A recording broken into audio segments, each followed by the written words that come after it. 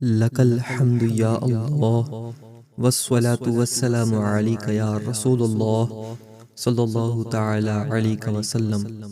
شرک و کفر کا بیان۔ سوال: شرک کسے کہتے ہیں؟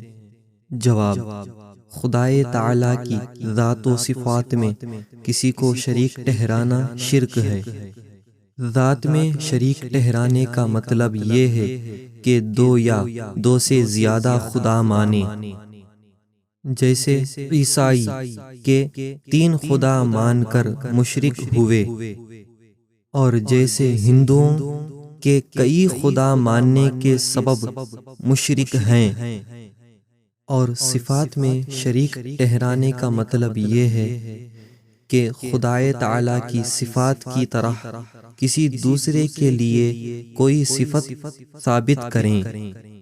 صفت بمعنی خوبی، مثال بولنا، سننا، دیکھنا، مثلا سمع اور بصر وغیرہ۔ سمع معنی سننا، بصر معنی دیکھنا۔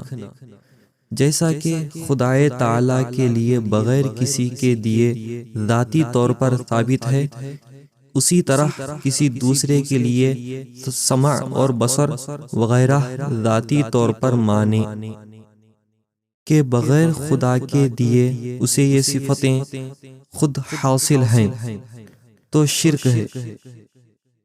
اور کسی دوسرے کے لیے عطائی طور پر مانے کہ خدائے تعالی نے اسے یہ صفتیں عطا کی ہیں، تو شرک نہیں۔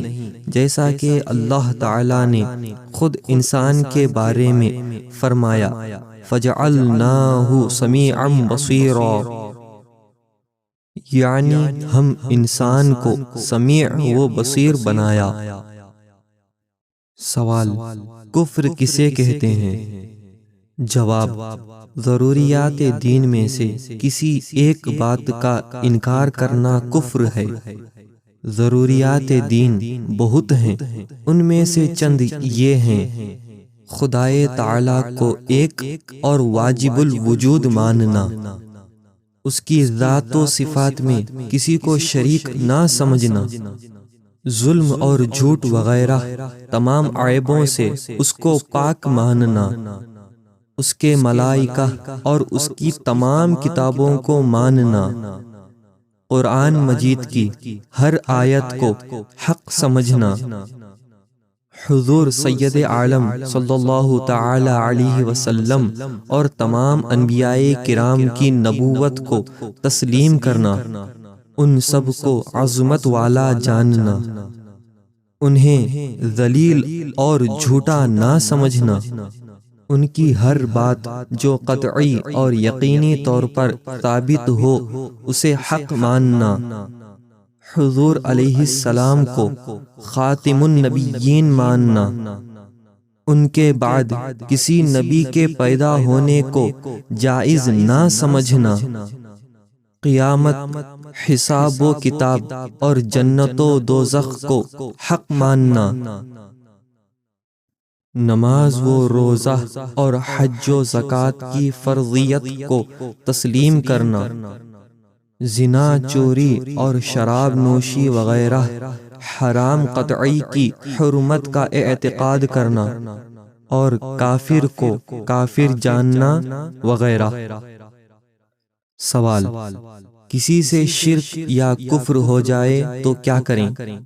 جواب: توبہ اور تجدید ایمان کریں، بیوی والا ہو تو تجدید نکاح کریں، اور مرید ہو تو تجدید بیعت بھی کریں۔ تجدید ایمان یعنی دوبارہ ایمان لائیں، تجدید نکاح یعنی دوبارہ نکاح کریں، تجدید بیعت یعنی دوبارہ بیعت کریں۔ سوال: شرک و کفر کے علاوہ کوئی دوسرا گناہ ہو جائے تو معافی کی کیا صورت ہے؟